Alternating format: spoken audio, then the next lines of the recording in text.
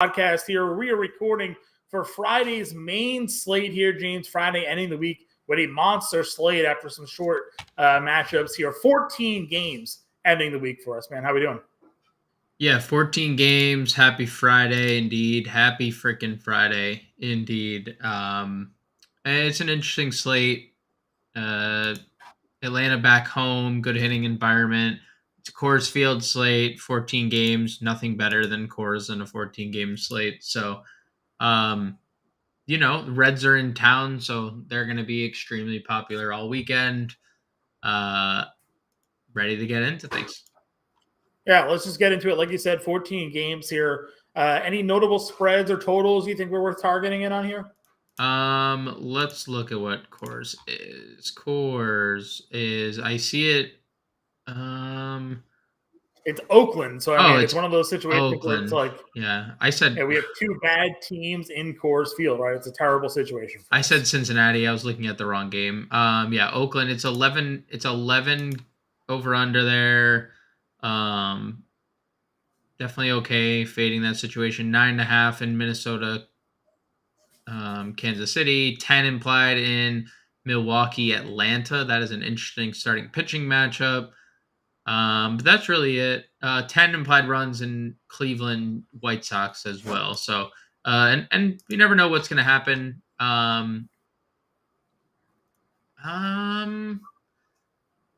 I mean, people could be traded by the time this slate comes around too, right? So, right, as we're recording, right, you're seeing Bob Nightingale reporting that Nolan Arenado willing to waive his no trade clause to go to the Dodgers. No, obviously, deal in place quite yet, but we know that the Cardinals are a team looking to sell at the deadline here.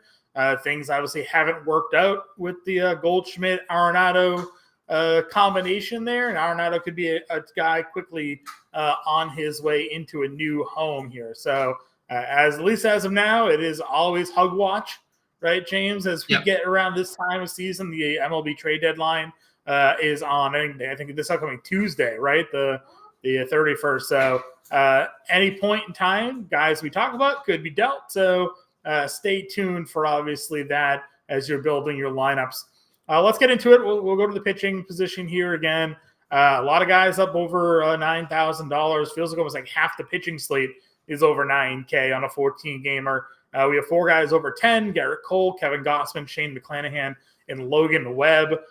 Cole on the road against Baltimore, Gausman at home against the Angels, McClanahan on the road against Houston, and Webb at home against the Red Sox. If you're looking at the top four price pitchers here, which ones are you looking to maybe throw into your lineups here tonight? It's probably Cole and Gausman.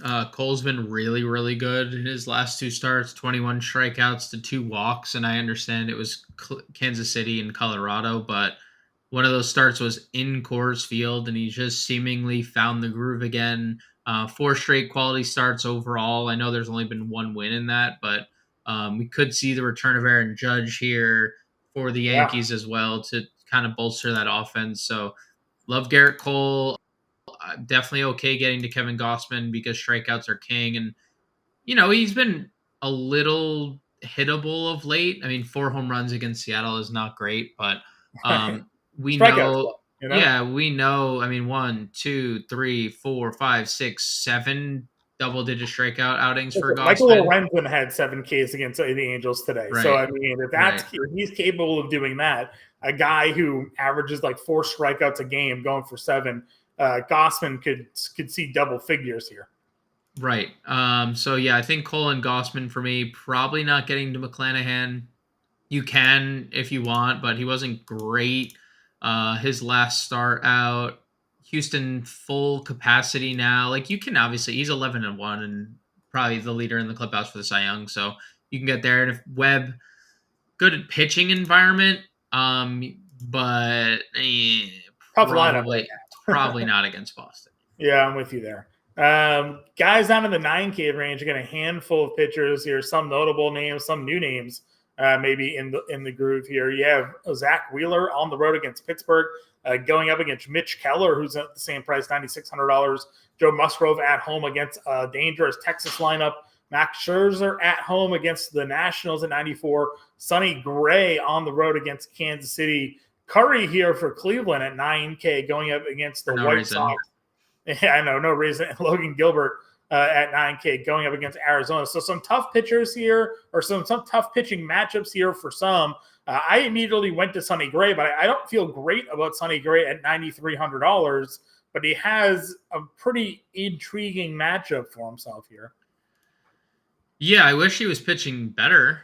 That's how I feel. Yeah, I mean, he should be. He's pitching like $7,300, not $9,300. I kind of dislike this entire tier. I get the Sonny Gray matchup, and I'm okay getting there. I'm sure we're gonna see rostership pretty high for this slate for Sonny Gray. I'm okay getting there. I think of the tier, I would probably look at Wheeler. I know we've been targeting Pittsburgh a couple times this week, and it hasn't worked out.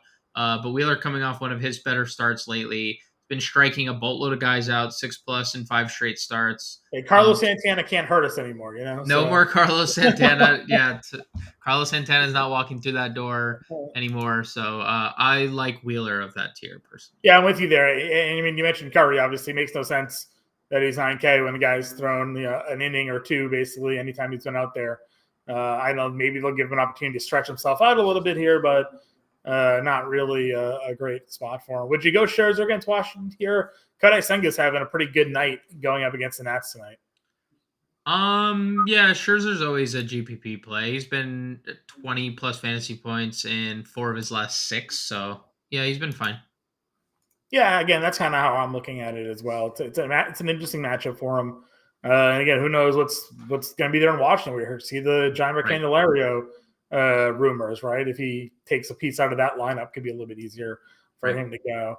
Guys below that 9K range, you have Jordan Montgomery at home against the Cubs. Any interest here? Montgomery obviously hammered in that last matchup against Chicago, but has been really good, really outside of that lone start in the Windy City. Gets them back home here. Would you willing to run it back? Or, I mean, so far this year, this matchup against the Cubs has not been a favorable one for him. 11 innings, 11 earned runs, 13 hits allowed in those 2 starts. Yeah, I'm passing. The Cubs offense is too good right now anyway. They're scoring boatload of runs every night. And like Thursday night, I'm expecting this game to be warm weather. It was 100 degrees in St. Louis on Thursday, and the ball's flying everywhere because of it. So I'm going to fade Montgomery at this price. Okay. Anybody in this mid-tier range then for you? Does Miller against Cincy entice you at all?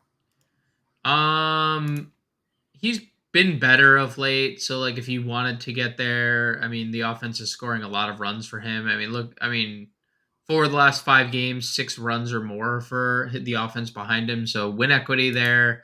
Probably a fade for me. I guess you could get to Mackenzie Gore. The Mets continue to struggle seemingly every night. I know he sucked against the Cubs, but he was really good against the Giants. The Mets rank in the bottom half of the league against lefties. I don't really know where to go after that, though. I agree with you. I mean, listen, we talk about Minnesota's strikeout upside. They hit a lot of home runs. What version of Brady Singer shows up today? 9 Ks against the Yankees his last start, 6 innings, 2 earned there. Got lit up by Tampa Bay and Cleveland, but before that, 7 innings, 1 earned against the Dodgers. Shut out Cleveland over 6 innings. So, you want to close your eyes and throw a dart at the board. You could find yourself looking maybe Brady Singer's way here. Yeah, possibly. He does have a 27 ERA in the one matchup he had against Minnesota, but again, that was in April. So take that. He's not been very good this year, and he definitely wasn't any good to begin the year. No, he was even worse. Yeah, he was even worse. If there's any sliver of hope, maybe the home road splits. He does have about a 2.5 ERA lower at home than on the road. It's not much better. It's still 4.8, but last 10 starts for him, 3.94 ERA, almost 14 fantasy points. So yeah, sure. If you're looking for anything, that's kind of where I'm just kind of seeing maybe there's something there or not.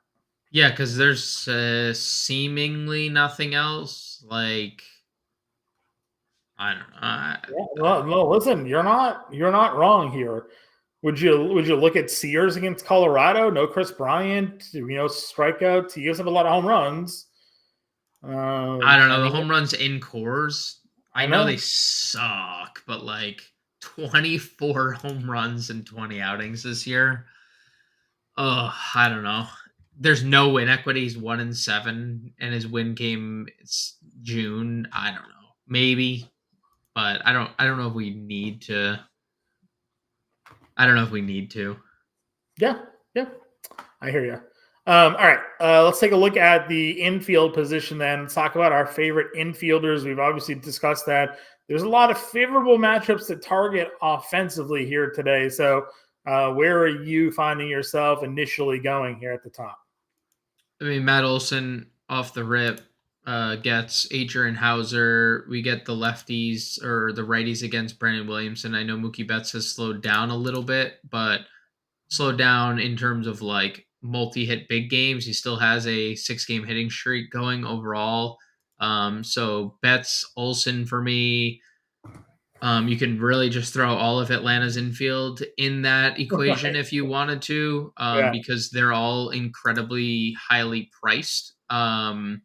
If you aren't playing Mackenzie Gore, like obviously Pete Alonso at 49 makes some sense, but you know the Mets just keep making like hard outs and no luck on their side. Yeah, Uh, your Twitter, your tweets, your X's. What do we call these now that it's no longer Twitter? It's X. As I long get as you don't, as long as you don't start turning the videos into X videos, I saw that was sure. trending, and then you click it, and you're like, "Oh no, why did I Yes, click no, that?" no, no, no, no, don't do that. Yeah, don't click that. So, Don't do that. um, I don't know. I guess I'm just still calling them tweets Sure, because tweets. Well, when you tweeted the other day, you had all the hard hit outs by the Mets from your DFS lineup the other it night. was So. incredibly frustrating. I mean, Ozzy Albies keeps hitting. You know, I'll say Christopher Morel having another big day Yeah, on Thursday has been really, really good of late. A lot of runs batted in, 3 straight double-digit fantasy point games. I really like that. Oakland getting the price bump here, 4,600. Let's see what Oakland is on this slate. 40. Oh, never mind. Just Geloff is 4,600. I guess yeah. if playing Oakland, Geloff at 46 is fine too. Okay. For value guys here, because I agree with you with a lot of the top end names that you've thrown out there and mentioned. I mean, we have some matchups that we can obviously look to take advantage of down below. If you're not in on Singer, hey, Minnesota, our friends, they're all right down there again against Brady Singer. Edouard Julian, $3,300.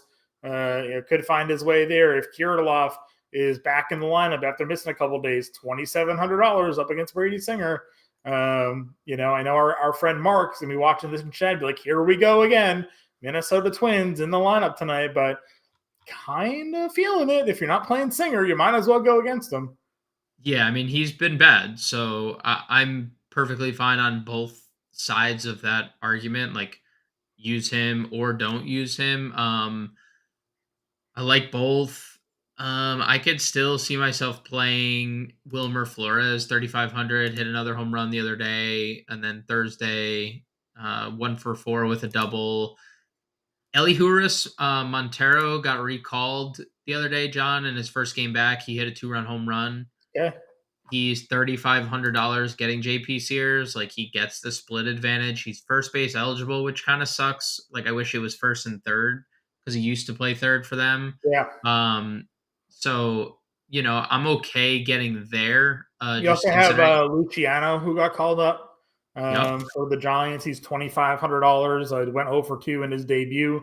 His first at bat though, he put a ball to the wall, so was really close to knocking one out there. Gets Cutter Crawford, who again I like Cutter Crawford. He has just been very inconsistent to this point this season. So if you're looking for just a straight punt at the shortstop spot, Luciano there at $2,500 could be that guy. Yeah, I like that because for anyone who's not aware, he was a top 15 prospect in all of baseball before the call up. So, Yep. and the Giants need a desperate punch in their lineup because it's been the Wilmer Flores show and no one else showing. Yep. And I'm not afraid to use Abrams against Scherzer here either, $3,900. No, I mean, I think that our opinion is not going to change. It's like if he's going to be under 4K or under 4,500. It's probably just like plug and play season as long as he keeps hitting and stealing bases. Yeah, I agree with you 100% there. Chris Taylor as well. I'm not sure if you mentioned him, but he gets a lefty matchup in Williamson. $3,200 for him there. Could find his way into some cheaper lineups as well. Anybody else for you in the infield here? The only thing with Chris Taylor is we don't know when Ahmed Rosario is going to make his debut. I wonder if that's going to push Taylor to the bench. I know he's been really good against lefties, so I'm not disputing that. I'm just curious if we're going to see Rosario on instead of Taylor moving forward. Sure, that definitely makes sense. You're looking at the splits. Someone had tweeted out Rosario against lefties is actually like a super good split for him. Yep. So good point. We'll see if Rosario's in. There's Rosario on the board here somewhere. He is. Board. He is $3,900. Okay, that's not bad. Is he shortstop eligible there? All right, something to pay attention to then there as well. Anybody else? No, I'm ready to talk Ohtani. Okay. Yeah. Ohtani had just most historic day of all time. A complete game shutout, one hitter. Yep. In the first half of a doubleheader, and then in the second half of the doubleheader, he homered twice. So and then left the game with an injury. Yeah, with a cramp. Yeah. But they've already said he'll be good to go here. Listen, I'm not going to play him against Gausman, but I would play him against literally anybody. If somebody was throwing from 5 feet away, if the mound was 5 feet away, I'd play Shohei Ohtani. You just give him a chance.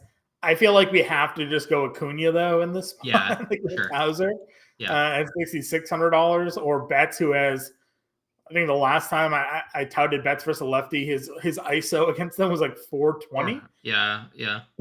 Something absurd. So Betts against Williamson at $6,300 there. You could have a returning Aaron Judge. Yep. I don't know how quickly you'd be willing to put Judge back into your lineup. But there's an opportunity for him to come back there. Corbin Carroll's like 6K against Logan Gilbert. Soto at 57 against Dane Dunning, maybe. I mean, where else are you paying? Targeting in this 5K and above range? Yelich. Yanni Chirinos now pitching for the Braves is an interesting spot because he doesn't miss any bats. So Yelich has been one of the hottest hitters in baseball, 390 average, seemingly only getting better every time we look at it.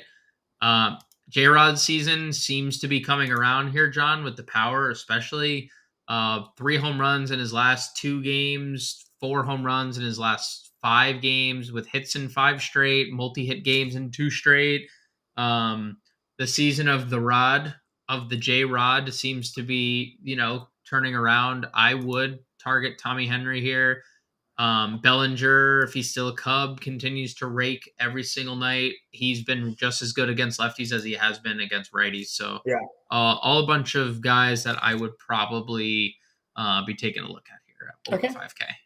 Are you in on Angels in general or just Ohtani? Like Moniak's here at 49? Literally just Ohtani on the spot because I like Gausman quite a bit. But we're just seeing Ohtani has 40 home runs and leads the league in RBIs. Like he's just better than everyone else. So we haven't talked any Blue Jays yet. Giolito making his Angels debut. I kind of joked in a group chat with you and Matt Sells, how I was like, oh, great get. I was like, anytime you can get a pitcher with a 4.5 FIP, you got to do it. Some of the numbers for Giolito, obviously surface level, look okay. But he's in Toronto here. Nobody's going to play the Blue Jays again, just like they didn't play the Blue Jays the other day. Sadly, Springer wasn't in the lineup that day, but I played Vladdy, played Bichette, and those guys kind of came through. Springer has been very bad. Would you tempt the Blue Jays here tonight going up against Giolito? Maybe. I don't think it's like I like Giolito, I think, a little more than you. So I probably wouldn't. And last year, it's funny how numbers work sometimes. Last year, his surface level number stunk, and all the peripheral numbers were super good. He just ran into bad luck, and now he's getting good luck. The good luck is on his side this year. It's baseball is a funny sport. Sometimes. It is. I would agree with you. Mid-tier range, Michael Harris still $4,300. I think that's for him. in the spot there. I'm a big fan of that. You mentioned the other day, you called it out, so kudos to you. Nolan Jones hits lefties. Yep. Now he's in Coors and he gets Sears, who gives up a lot of home runs. Now, I don't have the Sears lefty splits in front of me here, but I just know that this is a guy that we've both used in some matchups and have targeted in others because of his propensity for the home run ball. And now he's in Coors Field. So with Nolan Jones, make a line. I'm sure you're in on like Grichuk and all them here tonight. So yeah, I could definitely get behind some Coors. I'm pulling up the Sears split. So lefties have actually crushed JP Sears.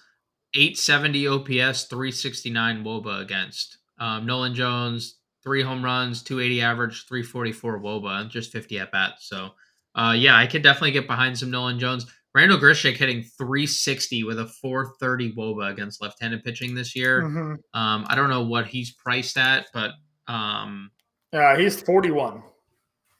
41. I would play Grichuk and Nolan Jones. No one's gonna play the Rockies. Right. We've seen this song and dance. Even in Coors, no one plays the Rockies, and it's a 14-game slate. No one's the Rockies have like a Coors bump to their own right, but like not really. Jones being 43, Grichuk being 41. They've been under 4K, but like not really enough to scare me off of using any of them here for sure. Profile to that same right, $3,900 here going up against Sears. So all of those guys are going to be in play. Let's see, guys under 4K. What other names stick out to you here? Rooker against Freeland making his return. Leday's probably not going to play. You could play Sam Frelick. Sure. 3,400. He gets the matchup against Chirinos. Yep. Slater is not facing a lefty, so he's not in play. You could probably play Will Benson, who continues to hit everybody, whether it's for power or speed or a combination of both. He does everything. Teoscar against Tommy Henry, 33. Teoscar. Seattle's a little interesting. We didn't mention Eugenio in the infield, but super cheap too. It's a lefty. Under 3K at third base. Yeah, he is 32. They bumped him a little bit because he's been a little better lately. Okay. So Teoscar is a good shout there. I mean, right above, Ian Happ has been really good of late too. He's scoring a whole bunch of runs. 12 runs in his last 10 games. I know he scored another one on Thursday as well. Would you play Ramon Laureano 3,200, John? I mean, he's came back from the IL. He's been dreadful, but possibly. What else? Seiya gets a lefty. Yeah, Seiya gets a lefty. What split's right for Happ? Is it the lefty or the righty split for him? We've been playing them lately anyways, but all the splits for the Cubs lately. It's been every split. He is hitting. Yeah. He has a 332 WOBA against lefties. He's only hit 1 home run against lefties. Okay.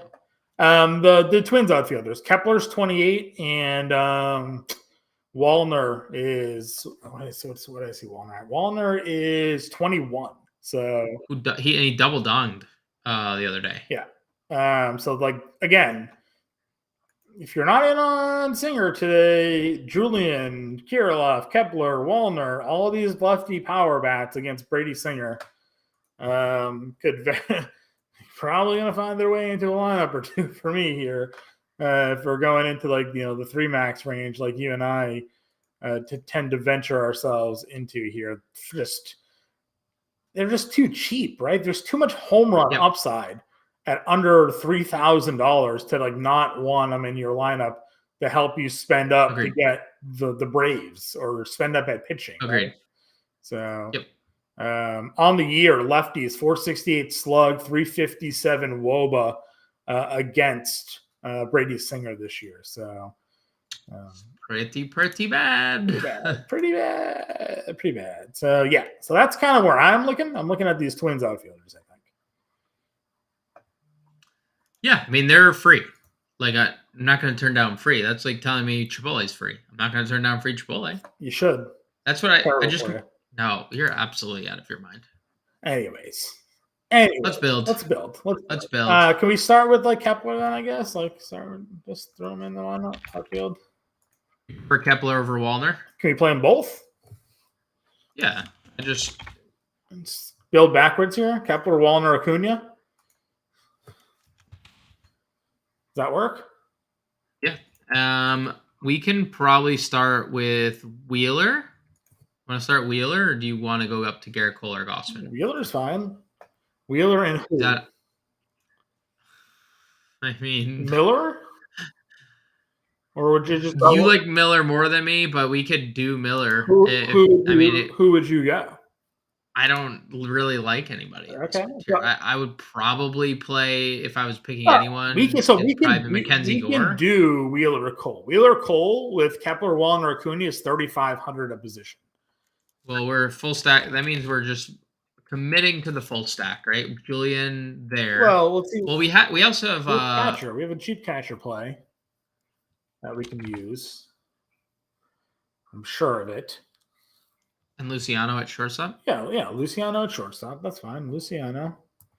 Yan Gomes is 32 against Montgomery. We have Bo Naylor against Tuki Toussaint. Do you like Bo or Yan?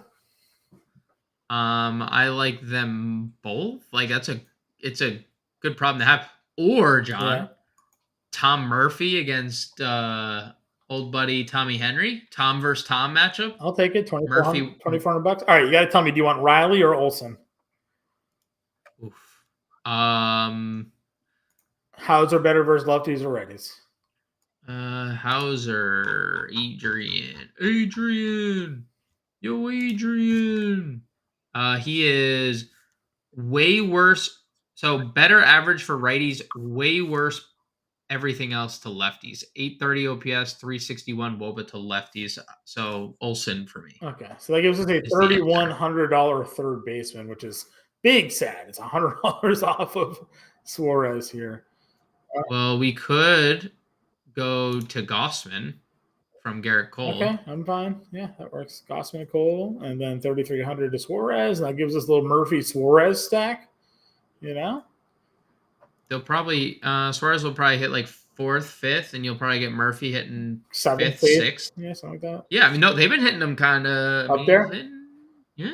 All right. Well, let's look at a lineup then. We're double spending at pitcher, and we still got Braves, Acuna, Olsen in the lineup. We got some Minnesota Twins because why not in this spot against Brady Singer?